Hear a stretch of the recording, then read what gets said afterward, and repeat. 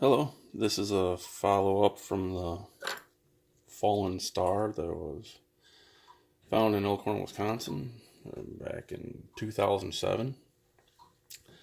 If you watched the previous videos, you'll know that I had 3 samples from that one, a sample from one, and then one I can't find that one. I sent the samples to New England Meteoritical Services for testing, and I got a letter back in 2017 saying that they weren't real. I corresponded a little bit with one of the people there and just sort of asked a lot of questions and tried to figure out. I'm sure they get thousands of people that say that what they have is real and etc. All that kind of stuff. I don't want to be like that. I'll try to figure out other testing. So with what they sent me back with the letter, they sent me an actual piece, which is from Castro County, Texas.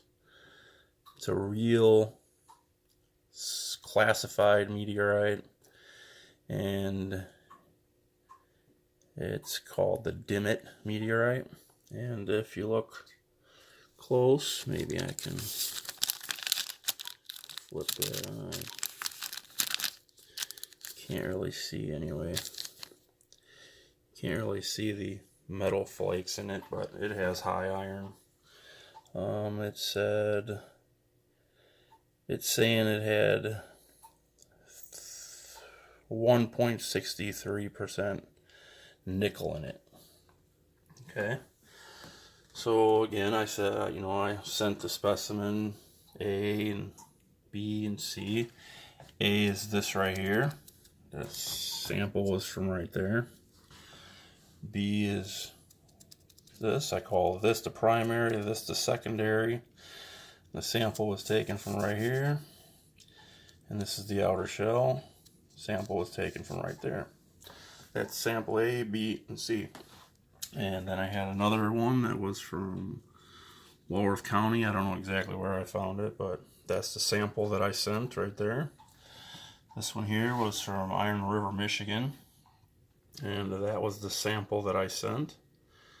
And I can't find the other Walworth County specimen, but that is the sample that I sent. So then, of course, that's back in 2017. This is January of 2019. So quite a amount of time passed.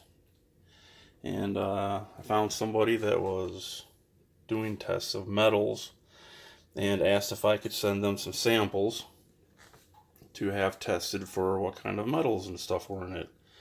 And of course they said yeah.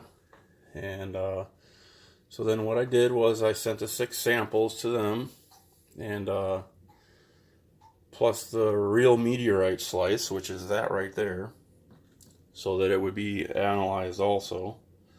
And I received all of the stuff back, and at that point I'm wishing that I could test this stuff myself. Wish I had my own equipment, and the equipment cost like 20 grand. So I believe this way was tested with a light refractive microscope, microscopy for meteorite structures, light petrographic, and I'm not really too interested in one of those. Kind I want is what analyzes all the materials or minerals, or no, actually it's the elements that make up a mineral. So if it's a rock, it would tell me that scientific stuff, elements and all that, were consistent more with a rock than a meteorite. So once I got that back, I of course looked at the back of the thing, and it showed that this had 88% iron and 8.6% nickel. Now on the front of this it says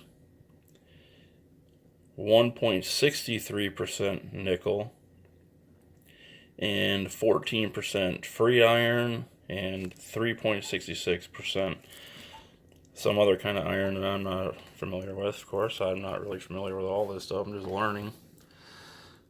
But I wondered if the thing that he was using to read takes the manganese, the free irons, the other irons, any other kind of metals that are close to iron, and says that it's iron. So I'm not quite exactly sure, but that was the reading he got. It's high in nickel and high in iron for any kind of a rock. So it's a meteorite.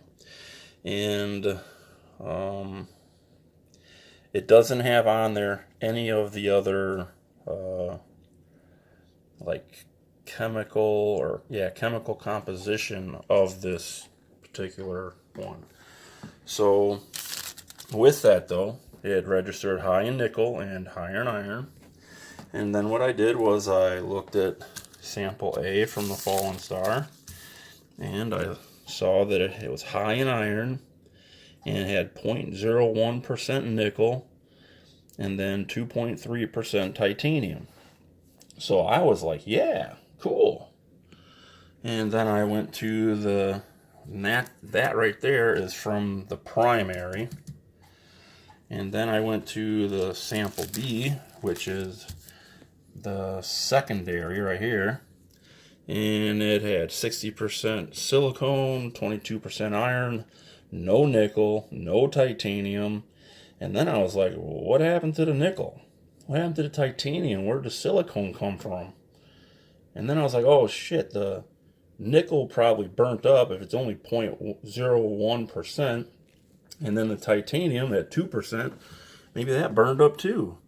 So I was like, oh, okay, well, that might make sense. I don't really know, but hey, whatever. So then I went to sample C, and I saw that the silicone is 55%, the iron is 23%, 0.3%, and then there's titanium again at 2%, which is lesser than the primary at 2.3%. So, like, I'm thinking this thing was sailing through space that way and burning up, and all the stuff came back here. The titanium and nickel was separated. The nickel burned up. Some of the titanium burned up. And it created the shell, which was the silicone on both of these, and the iron on both of these. So in my mind, I was like, hey, that is great. Now what I need to do is get it tested further for all the other elements that are in there. I mean, there's supposed to be chrome. There's just all different kinds of things that I don't know that are in this, because of this test is only a base. So the next test is bigger test. It sort of distinguishes all the elements that are in there. So, and that costs like $300 for each one. And I don't really have that kind of money. So, well, of course, if you want to, there's a P.O. box down on the bottom. You can send me money if you want to. I might even have a PayPal link on there. But in any case, the next sample, which is a small piece, Walworth County, I turned that one, I looked at the back of that, and it was high in silicate. It had 17% aluminum, 2% titanium, and 20% iron. And I was like, wow, I didn't really know that aluminum and titanium were in rocks and stuff like that. So I looked some of that up, and these numbers are more consistent with, augite. So there's a good chance that that is augite. But I don't know. I'm going to eventually get this one tested. But it's, like I said, each sample for the next step is $300. And I got to get 5 grams together, and that's probably only maybe 2. So then the next one I look at, which this one's from Iron River, Michigan. I looked at this one, and again, this one has a lot of aluminum, it has titanium, it has iron and silicate, and I'm thinking, well, that's consistent with the one from Walworth County, so maybe they're both augite, because I did look up minerals, and augite is the closest one to having these things all together, the same kind of thing. And then I went and looked at the other one from Walworth County that I can't find right now. And again, it's high in silicate. It's got titanium, it's got iron, it's got a lot of aluminum. And I'm thinking to myself, what is going on around here? This is really cool. I don't know exactly what it means because, of course, I have to have them tested further for other things. This one, I feel pretty confident that it has potential because this here has 0.01% nickel. If it's not a meteorite, it's a rare rock because supposedly earth rocks do not have any nickel content in them at all. If this is 92% iron and 0.01% nickel, it's something. It's something. But I want to get all three of those pieces tested. I should say all three of those parts of it tested because in my mind, I believe it's a fallen star. I believe it didn't break apart coming into Earth atmosphere. I believe it didn't break when it hit the ground. I believe it didn't crumble up into all different kinds of bigger, smaller pieces and wash up on shore, because I have found pieces of this kind of stuff on shore and this kind of stuff on shores in the area. I live in southern Wisconsin. In any case, that's going to take some time because at minimum it's probably $900 to do that. So what I'm going to do is work on getting the money together. It should take me a week to send a sample of this one in to the next place that does a chemical analysis of everything that's in it. And once I get that, I'll know if that one is a meteorite of any kind or what kind of a earth rock it is, because them numbers are very close to all of these other numbers that are from the other, from Walworth County, and that one's from Iron River, Michigan. And that'll tell me a lot just about that, I guess, grouping of them kind. And then maybe in time I'll be able to come up with the money to send these in for analysis.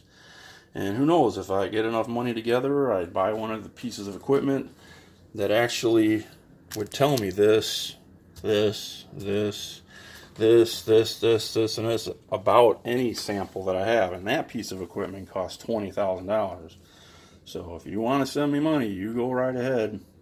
I'm sure I got a link on the bottom for a P.O. box. You can send it to Mike. Please share the video. You can definitely ask questions. I'll try to answer them as best I can. I do actually have 3 more sample rocks that I'm interested in sending to have this done, that lets me know those analyses. This right here is one. This right here is another. And then I have this one right here. So I have 3 more, and I think that one's really cool. It's like all broke apart. That's got to be like the fusion crust or some crap, but that doesn't mean it is. I just, just saying that. This one just looks odd. It looks like it has flow lines and stuff. I don't know. And this one I got from Iron River, Michigan also. And it's consistent with that one over there. So if that is a real meteorite, then this is probably one too, because it's pretty close to that. But those are the next 3 I'm going to be taking small samples off of and getting it analyzed for these base ones here that are here. The silicate, aluminum, titanium, and iron. I'll see what those numbers are on these, and if there's any nickel or whatever else they find. But thank you for watching. Share the video. Give me information if you have information. Send me money if you want. You send me anything you want that you don't want, but don't send it COD because I'm not going to pay for it. I'll try to change it into money to buy equipment. Thank you very much. Have a great day.